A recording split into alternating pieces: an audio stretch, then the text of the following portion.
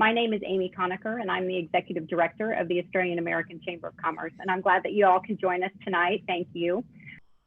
I'd like to thank, before we move forward, two of our outstanding volunteers for the Chamber, Richard Gibbs and Tony Rodolfi. They have been instrumental in putting this panel together, and it is through the work and time and talent of our volunteers that we're able to put on these programs as a nonprofit organization. So thank you very much, Richard and Tony, for all of your hard work. We really appreciate it. Before we get started into the content, I'd like to invite our new Consul General, Benson Sallow, to say a few words. Benson is new to Houston, quite a time for him to arrive. And I think he would like to say just a few words to let you all know a little bit more about him. So I'll pass over to you, Benson. Wonderful. Thanks so much, Amy. Welcome, everyone. Yeah, it's fantastic to have you all here today for the Let's Talk Houston Startup Incubators. This has been part of the wonderful AUSii Series that our great partners at the Australian American Chamber of Commerce have hosted. And personally, I feel really honoured to be associated with the Chamber and the likes of Amy and Christina. So my name is Benson Sallow. I'm the Consul General and Senior Trade and Investment Commissioner based here in Houston with the Australian Trade and Investment Commission, also known as Austrade. I also lead Austrade's international health team here right across the Americas. So we have teams in Canada, the US here, and also down in Mexico. I understand that we do have some calling in from Australia, and so as part of protocol, I'd like to just acknowledge the countries that you're all on and the traditional owners, and pay respects to their elders past and present, and also acknowledge my own elders across the Wemba Wemba, Jadawajali, Wirragai, and Gunditj Mara nations of Western Victoria. For those who don't know, Austrade is the lead government agency for international trade and investment attraction. For trade, we work in partnership with organisations like the Australian American Chamber of Commerce, industry associations, and local governments to provide Australian companies with valuable market information and key contacts needed as they establish and expand their businesses globally. Today's event, for those who are interested in understanding the thriving startup and scale-up environment in Houston and the surrounding areas, and how it may be an option for Australian companies to obtain a foothold in one of the world's largest health markets. I'd particularly like to congratulate Amy and also one of my colleagues, Emma Aikens, for being able to pull together such a stellar lineup, particularly after the week that we've had. So, we're really pleased that we were able to hear from their insights and experiences. I'd also like to acknowledge Tom Lovey from the Texas Medical Center Innovation Hub, so TMCX, and mainly because I was fortunate this week to be on a call with some of his colleagues, Emily and Sammy, as they shared more about the TMCX. For those who don't know, and I'm sure Tom will touch on this, the Texas Medical Center is the largest medical center in the world, and it's also the largest employer in Houston. It has an extensive campus of 21 hospitals, 50 not-for-profit organizations, and 8 academic and research institutions.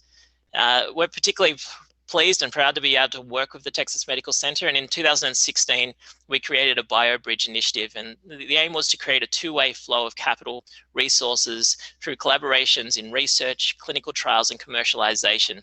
So essentially linking Australian firms and ingenuity with the largest medical center in the largest health market in the world, which is pretty exciting.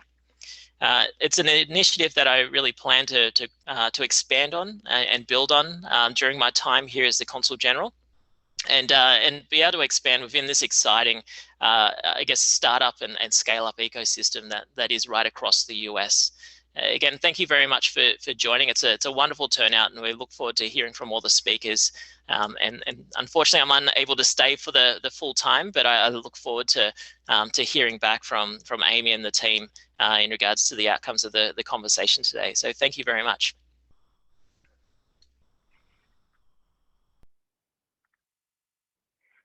Thank you, Benson. Really appreciate you being here and giving us a little bit of a taste of what's to come as far as Austrade and your role here. So thank you so much. I'd like to now move on to our program and introduce you to Richard Gibbs, who I mentioned is one of the organizers of the event today. Richard is also the AACC board secretary and part of our executive committee. Richard was born in Australia and graduated from Melbourne University in genetics and radiation biology. He moved to the US to Baylor College of Medicine, where he performed key work in the molecular characterization of human genetic disease and provided early leadership for the Human Genome Project. In 1997, he founded the BCM Human Genome Sequencing Center, which is one of 5 main groups to complete the Human Genome Project. We're very lucky to have Richard on our board and such a dedicated volunteer. Over to you, Richard. Thank you, Amy, and thank you to the Consul General too for his comments. Welcome to Houston. This program began really with conversations with Tony Rodolfi and myself. We asked ourselves, what is the real gap in knowledge that we can best fill in a webinar like this?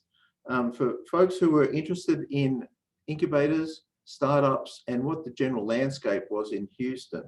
So from there, we came to connect with the speakers that you'll hear. And I've got to call out Emma Aitken for her great help in doing that, and assembled the group that we've got here today. So we really have terrific people for you to listen to. And I'm going to start by introducing the first one, who is Shawn Davis. She's the VP and Chief Ventures Officer here at Baylor College of Medicine. She's been in that role for 16 years and has a wealth of experience and knowledge across the sector that's going to be discussed. Before that, she was in the software industry, so she brings that technical expertise to her work as well. So here we are. Here's Shawn's picture and her brief bio. So Shawn will offer her presentation about the landscape here in Texas and locally, and then she'll lead on to the other speakers after that. So over to you. Thank you, Shawn. Thank you, Richard, and hello to everyone. Thank you for joining us and for this opportunity. I think I wanted to start with a little bit of a state view and then drill into Houston. So when we think about biotech development in the United States, commonly we think about the 2 coasts, the East Coast and Kendall Square, and the West Coast, Silicon Valley and surrounding area. And that's because of the proximity to premier research institutions, which brings a clustering of talent, as well as the infrastructure that's been invested in, both in terms of real estate as well as capital. But as we think about the state of Texas, it's actually an area that's ripe for biotech development, and we'll talk about a few of the key reasons why we see that to be. Texas is 7th in the nation for research funded by the National Institutes of Health, with over 1.3 billion annual. We are 3rd in total R&D funding, in total government, industry, university, and other sources at 26.9 billion. We have one of the largest clusters of life sciences professionals, and there are more than 80 higher education institutions and medical universities in the state. When we further to that, the state of Texas is the 10th largest economy in the world. We also have 7 medical research schools that are in the nation's top 100. And then as you just heard, we have the world's largest medical center. In Texas, the city of Houston is actually the 4th largest city. We have the vibe of in the United States. We have a vibrant metropolitan area. We are the youngest, fastest growing community in our city, and we have the most diverse population in the world. 1 in 4 of the Houston region's 7 million residents is foreign born. There is a very strong and concentrated effort currently from a city perspective to really expand our opportunity to attract business and capital into the region, and that includes strong opportunity for relocation and support for relocation and expansion, no personal state or corporate income tax, a consistently low tax burden, and additionally, favorable zoning laws in the city that all contribute to helping be a great place for business. In terms of the VC dollar volume in the Texas metropolitan areas, the 4 largest cities in Houston make up a wealth of these numbers, with Austin leading the charge. A lot of tech development, as many of you probably know, in the Austin area, Dallas, Fort Worth, and then Houston. In the United States, in terms of cities that get the most VC funding, as you can see where I started, talking mainly about the two coasts, and then Austin leading here as of 2019, again, based on a lot of tech development that's moved into that city. At a recent Houston Venture Houston conference, which attracted both startups, investors, and others driving biotech, there were two very prominent, I think, messages that kind of stood out. One from the current chair of the Greater Houston Partnership Board, who is also the managing partner of the Houston-based Deloitte, of the Houston division Deloitte, which is that Houston was behind and was slow to start in terms of biotech development, but in typical Houston fashion, we're now escalating with real momentum. She was referencing a fact that Houston VC activity is up 250% since 2016. Additionally, at that conference, there was a reference by the chairman of Revolution Ventures, who was the co-founder of AOL, that Houston has a real opportunity to emerge as one of the leading startup cities in the country. And he noted that even within his own venture fund, they are looking and seeking new investments in the Houston area. That, looking just at it from a numbers perspective, the ecosystem as of the end of last year would show 33 startup development organizations, over 1,000 startups, 714 million VC invested in Houston with a trailing 12-month, and then a total of $714 million invested. Going back to thinking what brings a strong biotech development is proximity to premier research institutions. And so in Houston, we have 10 institutions that are top in receiving NIH funding, with Baylor College of Medicine leading that charge, pardon me. And then this is just an update of kind of where the top 6 biotech firms are in Houston that received investment in 2019. So in this rapidly developing Houston startup ecosystem, some of this you'll hear from my colleagues as we move forward with presentations. There is a number of accelerators as well as incubator funds, opportunities in terms of attracting additional investors into the market. We're actually starting to see some investment groups that are predominantly based on the coast looking to come to Houston and seeking their first opportunities for investment and to create a presence in the Houston marketplace. Bringing that in a little bit closer to home for me, for Baylor College of Medicine, speaking about top research institutions, Baylor is an organization that is ranked top in research, as well as in primary care. And the group that I lead is called BCM Ventures. We are which is the commercialization engine for the college. We are building a thriving open innovation ecosystem where we are looking for opportunities not only to translate and drive into commercial opportunities inventions from the institution, but looking to keep pace with what's going on in the marketplace and bring opportunities to our faculty. I know the name BCM Ventures might be a little bit misleading. It sounds like a venture fund. We do not have a venture fund. Our investment is done internally to drive our own invention.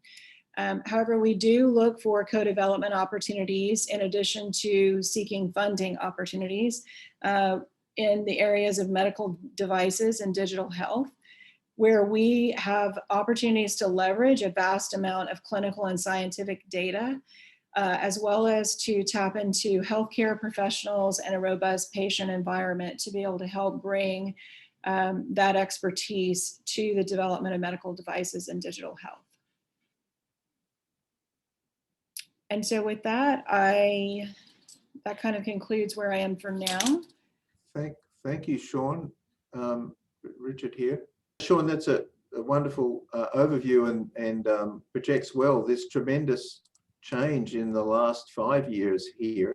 I wonder, has that been palpable for you, that the last 5 years you've seen a gradual increase that you described, or was there a single event that you think triggered you know, what subsequently became this 250% increase in biotech activity. Yeah, I think from my perspective, and I'd be interested to hear from the other speakers, I think it's been a little bit gradual. Certainly the things that the TMC is doing that you'll hear about from Tom, both in terms of forming biobridges like the important one with Australia, and others are helping to get the word out and help draw people's attention to the Texas Medical Center and the wealth of invention that's here. I think additionally, just looking at what's happening both on the East and West Coast in terms of being favorable for business and more businesses coming to the Austin area was a natural expansion of that. Thank you. Now, I do need to inform everybody that regrettably the next scheduled speaker, who was Aisha McCracken, very few hours ago had to pull out because of a family emergency that was very, very strong one.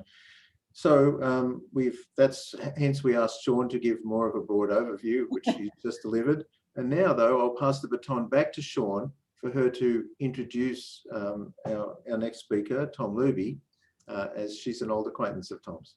Yes. Thank you, Richard, again. And let me bring this up. So it's my pleasure to introduce Tom, who leads the TMC Innovation. I have gotten to work with Tom since he's joined the TMC and have had also the opportunity to help develop some of the programming that's been brought about. We are, for Baylor College of Medicine, our incubator is actually located in the TMC Innovation Zone, and it's just an amazing place to be next to an area that has such a concentrated effort in driving innovation here in the Texas Medical Center. So as I mentioned, Tom is the head of the TMC Texas Medical Center Innovation. He oversees the innovation efforts focused on research, education, and commercialization of novel healthcare solutions. Before this, he was with the head of J Labs, that also was part of the team that brought J Labs to Houston, where he catalyzed and supported the translation of science and technology into valuable solutions for patients and consumers. And so with that, I'm pleased to introduce you to Tom Luby, who will share his insights further on the Texas Medical Center and the innovation landscape. Tom?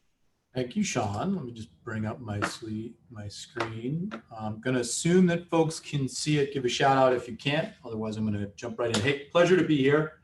Thanks all for taking some time to be with us. I'm excited to talk about the work that we do at TMC Innovation. And I'll jump right in by just saying, why are we here? What do we do? We grow the healthcare startup density here in Houston. We're specifically focused in healthcare, and we're very, very focused on startups and what we can do, the things that we can provide to increase the quantity and the quality of the startups that we have here on the medical center campus, more broadly in Houston, Texas, US, and beyond. And so how do we do that? How do we think about healthcare startup density? We run a few different programs, and let me make this full screen so everybody can see it, that allow us to engage with and help to grow the startup community, healthcare startup community here in the medical center. TMC Innovation was launched in 2014 and hit the ground running in 2015. And over the course of the last 6 to 7 years, we've really developed a core strategic focus. These are the things that, based on, doing it for a while, tweaking it, doing it again, tweaking again, we've really become very good at over time. And that's the ones on the left here. These 3 different programs, if you will, or resources have allowed us to really grow over the course of the last 5 or 6 years. Many people have heard of our medical device and digital health accelerator called TMCX. It's our flagship brand, and it is an accelerator in which we are able to recruit companies, startups from around the world here to the medical center. And the reason that they come and the value that they get is with the engagement with the different institutions that we have here. Benson described, the medical center and the 21 hospitals and the size and scale of it. And we're able to provide access to those hospitals, to some of the other not-for-profits, to corporate partners that we have relationships with, to those startups as they come here. And it really looks like this. We run 2 cohorts a year. It is specifically focused in the medical device and digital health sector.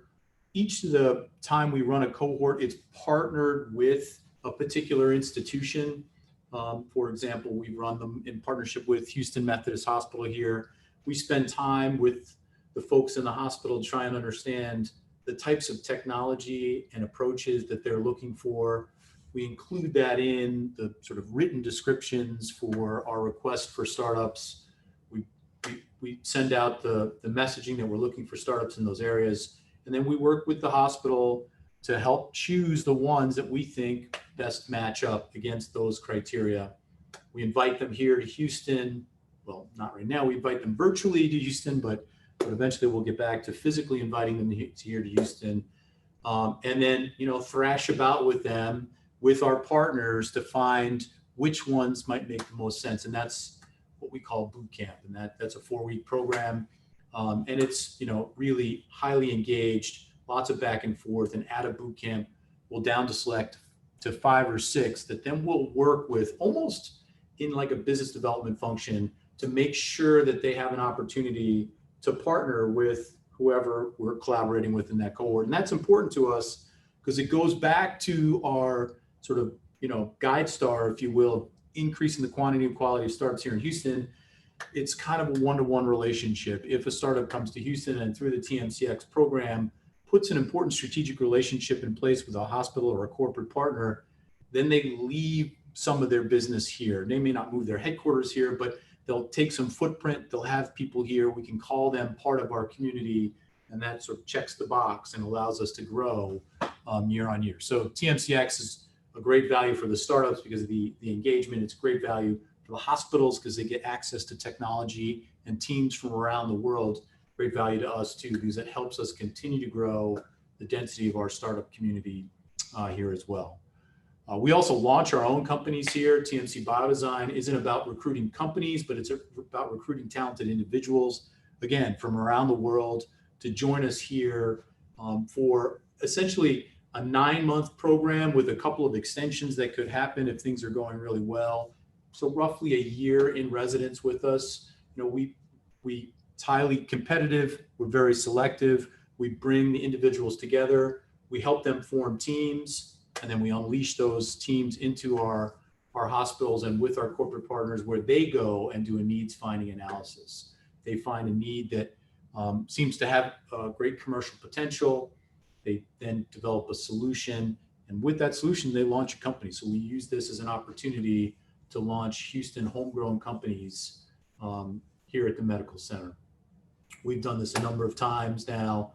We've launched 10 companies to date, evenly split, 5 in medical device, 5 in digital health.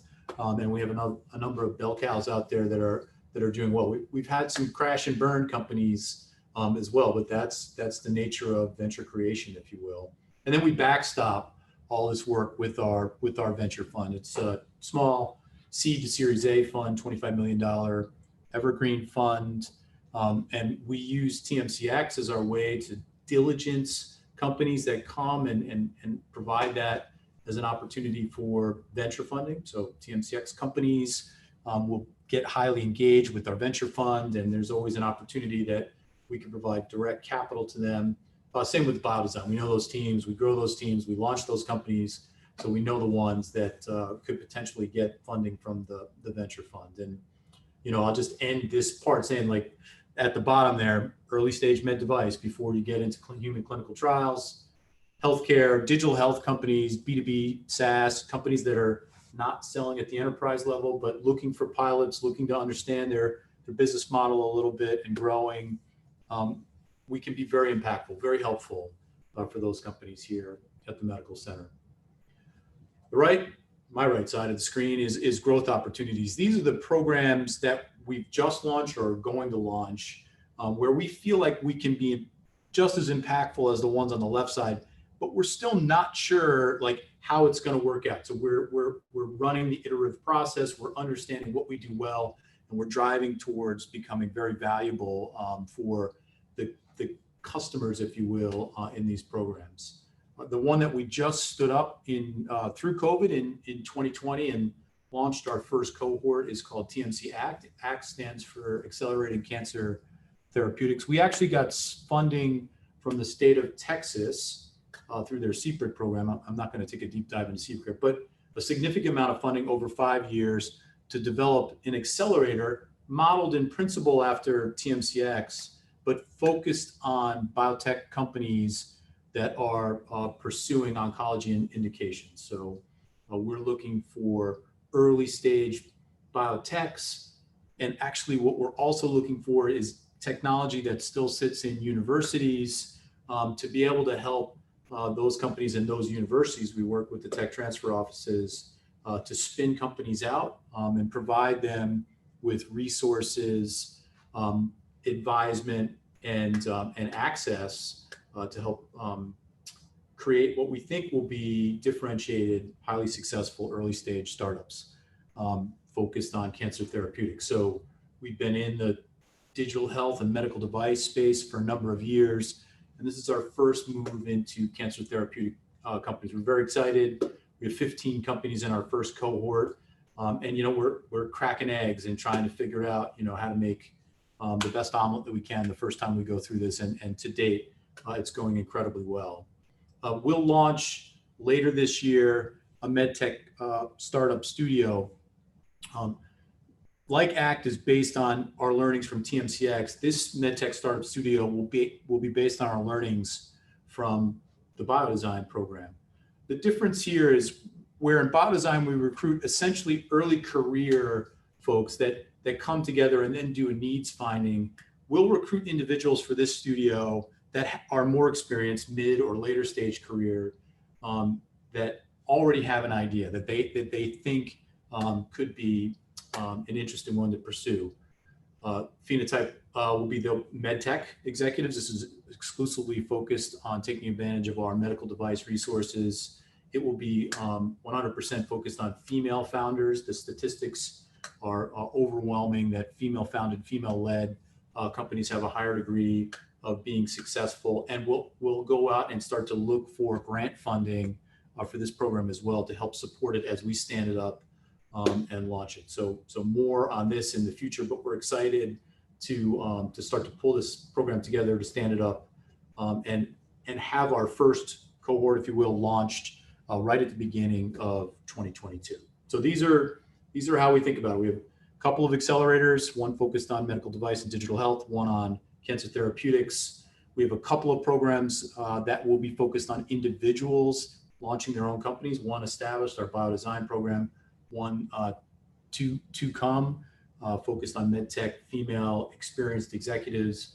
And then we backstop all of that with some capital from our venture funds.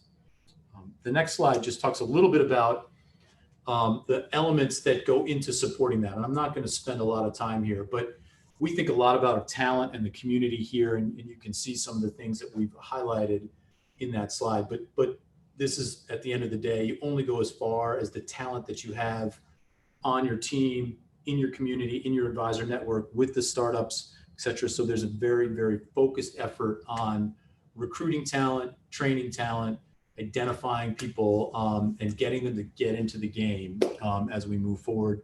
So I described the resources that we have, and then what I left off, and I won't really touch on today, is we have space, about 250,000 square feet of space in a former Nabisco cookie factory, where we have partners that provide incubators, med device prototyping facilities, co-working space, event space, et cetera. All the things you need to try and pull a post-COVID community together to get people engaged in interacting with each other and grow this healthcare startup community as we move forward. I'm just a representative of a team that does all this work. You can see my teammates here. Benson called out his conversation with Emily and Samantha Nava, two of the women on my team that really work hard to run the X program and engage with our community. But other folks on the team that make sure all the things that we do are the highest quality, highest value programs and space that we can offer. Thank you, Tom. This is terrific. A really great survey of what I think an academic translational program leadership can do. We're going to move on though, if that's okay, since the clock is ticking. That's fine. Q&A. So our third leg of our stool here is going to be a startup that's actually done it and is trying to establish a full presence here in Texas, coming from Australia. And I'm going to ask Shawn to introduce Colin Denver. Yes, happy to do so. Thank you, Richard. So it's my pleasure to introduce Colin, who I was very happy to meet through this process. Colin is CEO of SpeeDx, and he is an experienced business development professional with over 20 years experience in life sciences and diagnostic fields. He had successful regional roles with Meridian Bioscience and BioLine, and he has led the company into their commercial expansion across Australia, Europe, and the US. And so with that, I will turn it over to you, Colin. Great, thank you, Shawn. And I just wanted to say thank you to the Chamber for the introduction today, or for the opportunity to speak today, and again to Austrade for the introduction to the Chamber and to many other folks around the US. I think the interactions with Austrade have been really key for us in terms of creating relationships that have been successful to date, and what we're hopeful of being successful as we expand further. So I wanted to talk a little bit about SpeeDx and I guess our journey to how we've gotten to where we are today, and again a little bit about some of the real world experiences of setting up a US operation as an Australian headquartered company. And I have to say, it's been an unbelievably fun journey to be taking. And again, like I said, the support that we've been able to get to date from a number of organizations has been wonderful. But just to start with talking about SpeeDx, we are a molecular diagnostic company. We've been innovating in molecular diagnostics for a very long time. So the company formed in 2009, actually as a spin out from Johnson & Johnson during the last big financial crisis. And then we are actually female founded, two amazing ladies managed to find venture funding during that time, which as you can imagine was exceptionally difficult, and really set us on this path where we've been able to take what was already a fairly well-developed technology and now apply it into some pretty amazing applications clinically.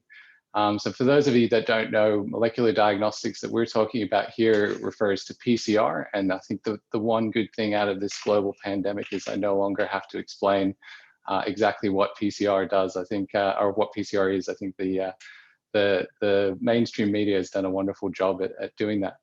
But really, as a company, like I said, we've taken the approach of applying our diagnostic innovations into areas where really we can impact therapy.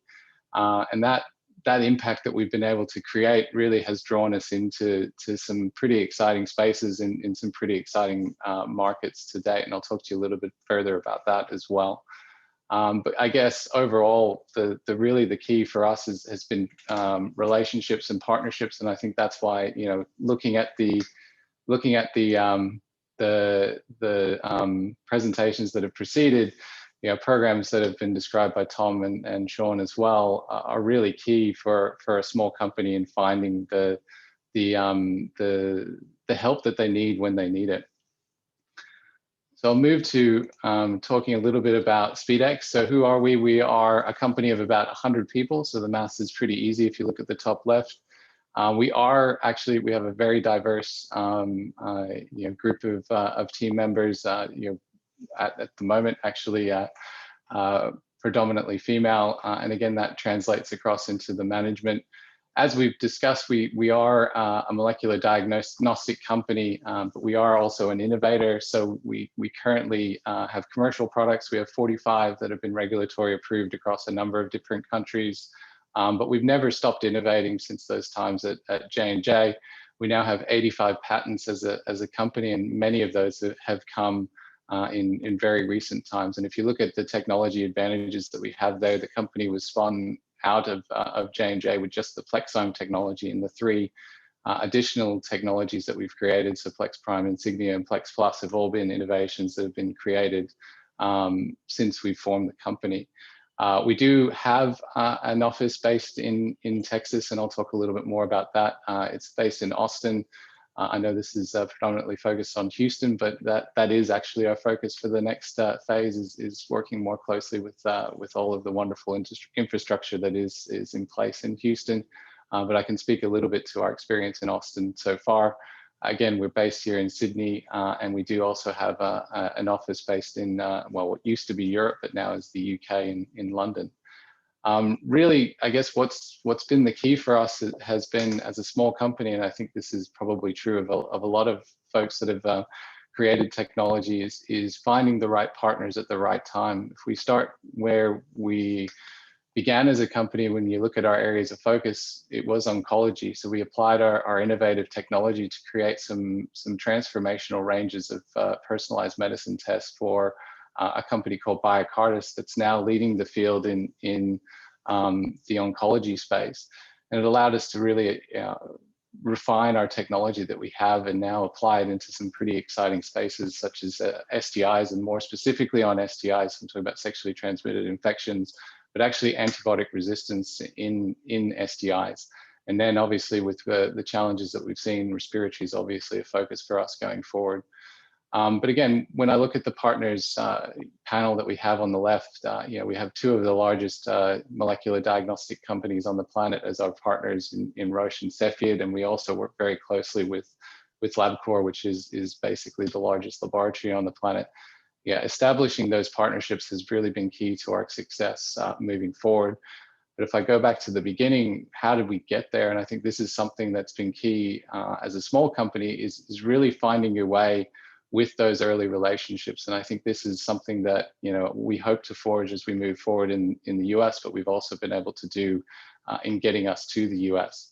And I guess within STIs, the approach that we've taken has been enabling resistance-guided therapy. So this is basically an approach where when you run a test, you not only diagnose what the pathogen is, or what bacterial infection you have, but you also provide information on what drug that could be successful in treating the bacterial infection. We've managed to use this with some key reference groups here in Australia, and we collaborated on a pretty transformational study with our Resistance Plus MG test, which detects Mycoplasma genitalium and azithromycin resistance biomarkers. And we were able to transition their cure rates in 2013, this is Melbourne Sexual Health, from 48% cure rate up to 95% in just using a simple diagnostic tool and existing antibiotics. And I guess really what that kicked off was a shift in global treatment guidelines that then obviously pulled us from just a small Australian company into all of these wonderful markets. We saw European guidelines change first, Australian guidelines, UK guidelines, France guidelines, and then French guidelines, sorry, and then obviously the commercial opportunities that followed. We're looking at the US, which are looking to update the CDC guidelines sometime later this year. But I guess what the good news is we've already been successful in working through partnerships in the US, and we do have our largest sales currently to date in the US at the moment. One of the things, I guess, just to talk more specifically about our journey in the US, and I guess I wanted to talk more directly from us, is to go back to the point I think that Tom made previously, was the important role of incubators in providing you know, both space for local companies to grow, but also soft landing spots for companies that are coming to the US with these types of, you know, innovative approaches that I think benefit everyone. And again, it covers so many different areas. We're in the Austin area, but we're in the Texas collab space, and we have been since early part of 2019. And really, it's been important in a number of ways. And I guess one of the key ones is being able to surround your team members based, you know, remotely, I guess, from the headquarters with other like-minded people is really important, especially if they're, you know, the first or one of the first employees in that space.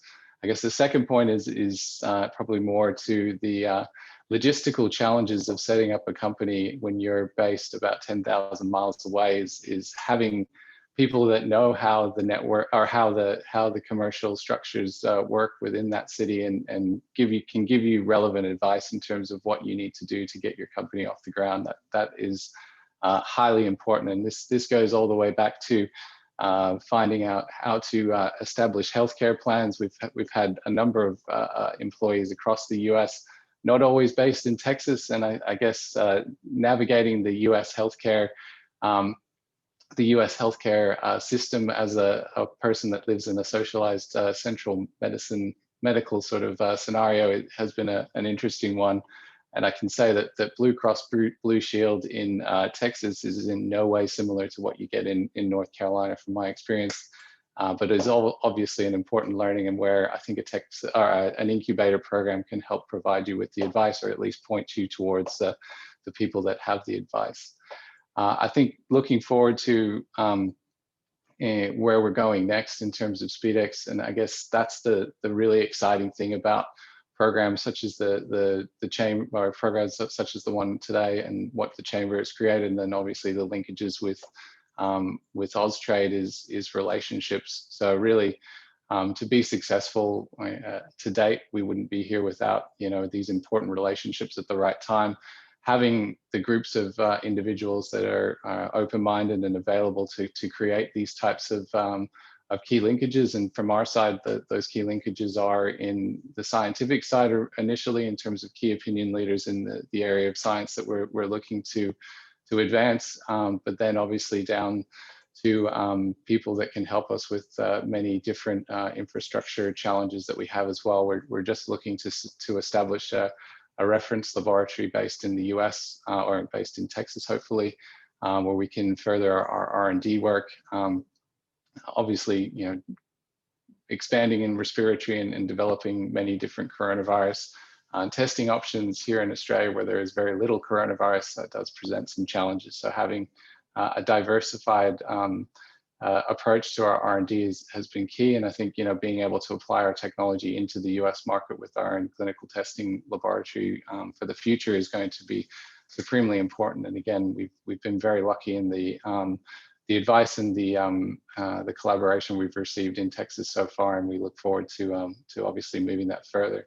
But overall, I think it's been a wonderful journey. I'm really excited to see how these new programs, such as has been mentioned on the call today, and others, really help the next generation of companies coming through. Because I think I love seeing new developments come to the market, and I love seeing them be successful. So obviously, I look forward to that. So I thank you again for the opportunity to speak today. Thank you, Colin. You're a wonderful example of a group that the BioBridge has meant to encourage, a bridge from Australia to Texas. And here you are doing it, I think, in parallel. That was terrific. We're now open for questions, and people are invited to put their own questions into the chat that we'll put to the panelists. And if Tom is still here, we can get him up on the video. I'll take the prerogative of the first question, which is really, I think, that for you and Shawn, you're doing this bridge work for getting innovators connected to funding groups. How hard is it for somebody who doesn't have your kind of support to actually connect with venture capitalists? Is it really, really difficult, and are you feeling a huge gap, or do you think that there's still a lot happening anyway? Maybe Tom, you can kick that off.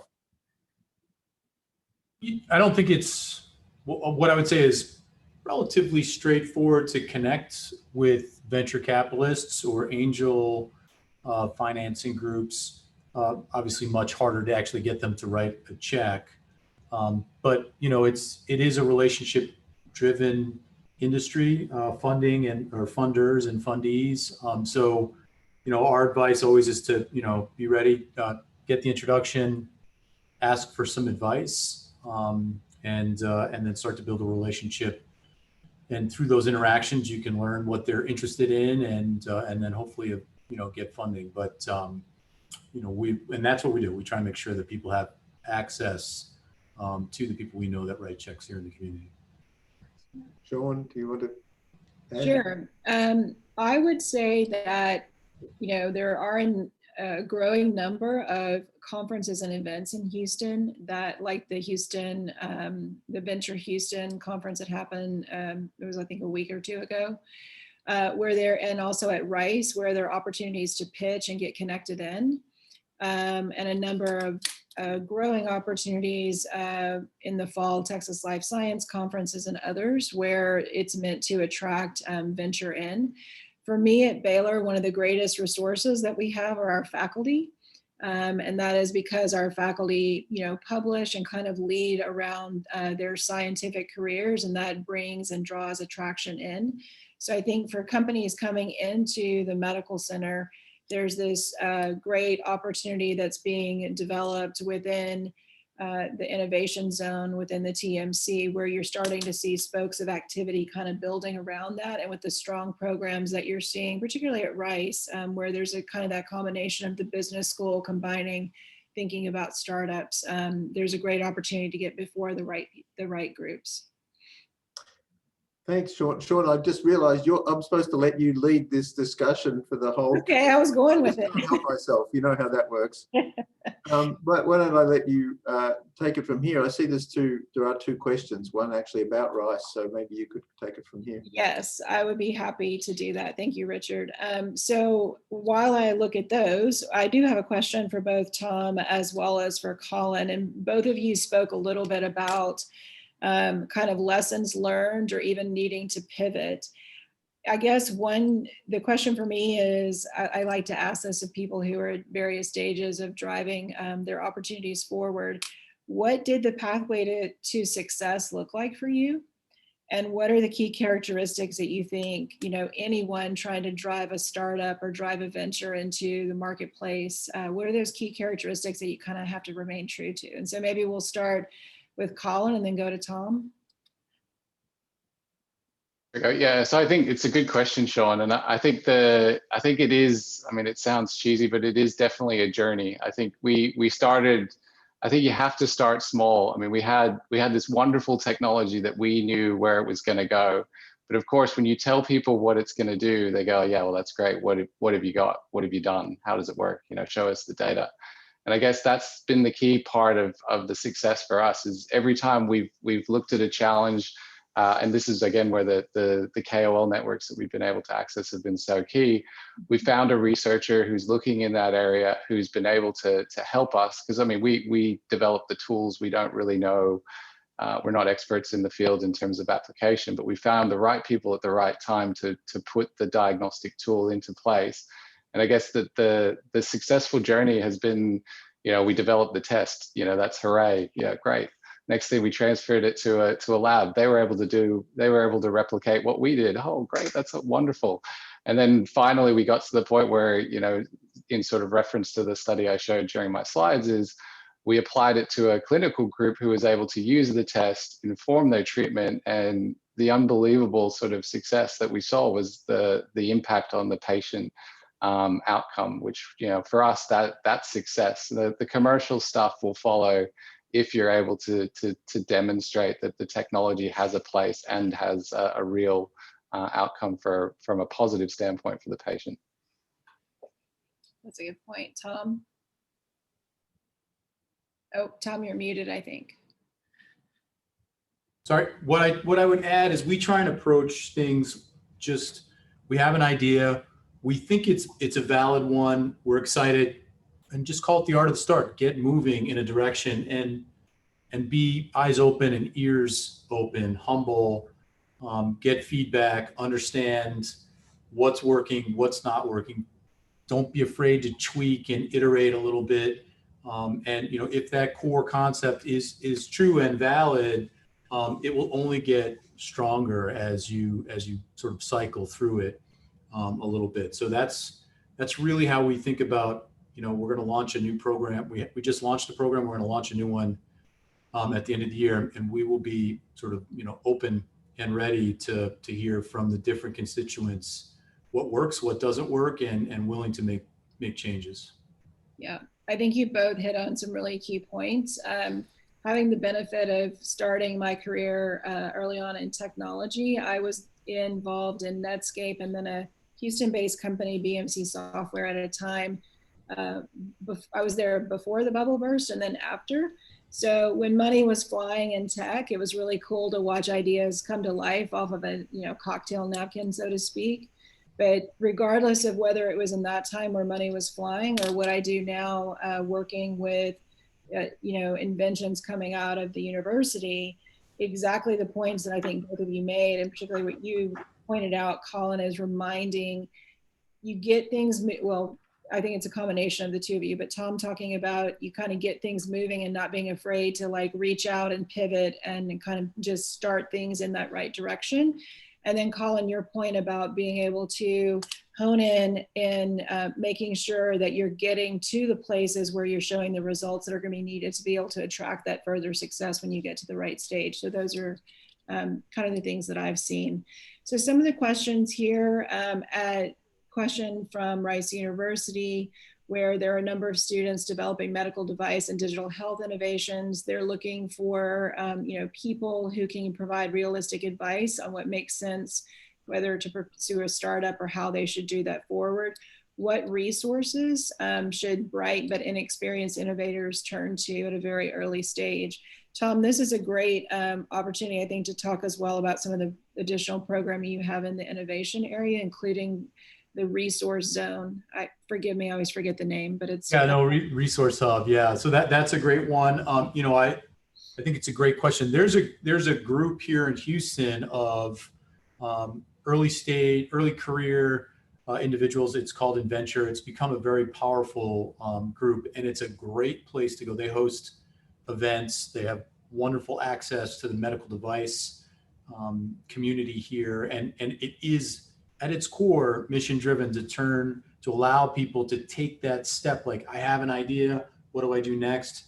And Inventure is purpose built for that. And there's a bunch of Rice connectivity, Rice alumni in that organization. And actually a few of the people on my team were instrumental in getting that program up and off the ground. And then, here, when we're back and in a community, Shawn, as you mentioned, we have a number of things in the Cookie Factory that we're able to engage with early career aspiring entrepreneurs to provide them with resources and insight.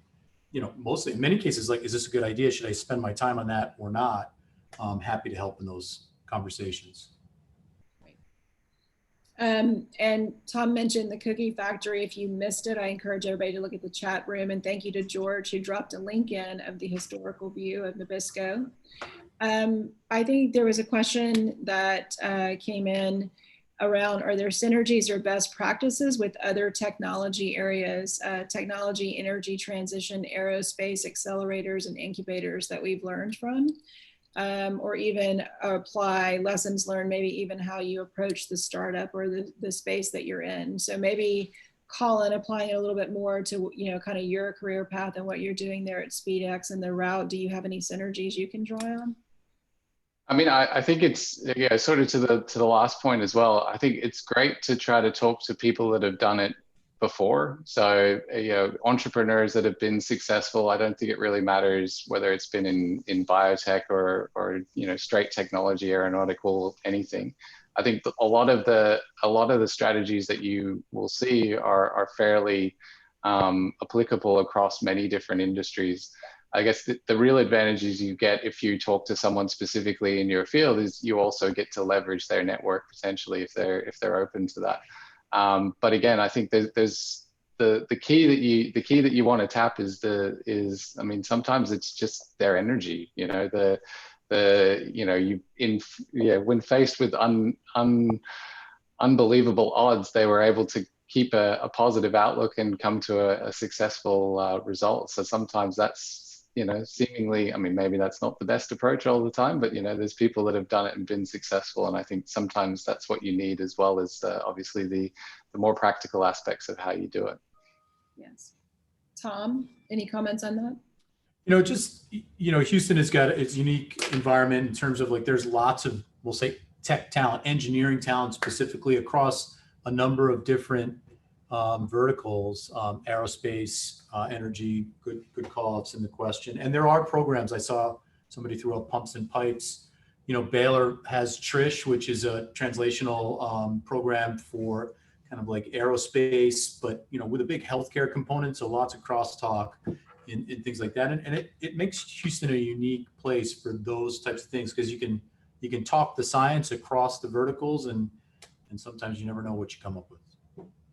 Yeah, and thank you for mentioning Trish. I was going to mention that as one real example, calling on the Baylor Center for Space Medicine and the innovation that's driven from that into the commercial marketplaces as well. And so then a question for Colin: how different is it raising money in the US compared with in Australia? I think it is slightly different. I think the great thing about the US is obviously it's a much bigger place in terms of the amount of venture capitalists that are out there. I think the great thing about the US is, so from SpeeDx's point of view, we've raised money both here and in the US. I think the great thing about the US is there's a lot more specialty venture capital companies, so that they definitely understand more about your area in terms of, whether it was us in terms of diagnostics. They understand, I guess, better the challenges that you've got, and I guess the technology or the team or the combinations of all that you've got to try to address those challenges. So I think they probably understand the risks, I would say, a little bit better based on the background in specifics like diagnostics. So, but again, I think it's something from that we've seen from other Australian companies coming over to the US, that there's a lot more people focused in diagnostics perhaps than you would find, in Australia, obviously being a much smaller market, which I think is very useful. So I'm apologizing, I've got to jump in now because we're at the top of the hour. It's gone so quickly. What a terrific session. First, let me thank Tom and Colin and Shawn, fabulous, and Tony and Amy, of course. My takeaway message is we've just scratched the surface of these topics, and there's a lot more to follow. I'll pass back to Amy for the very final word, but thank you all.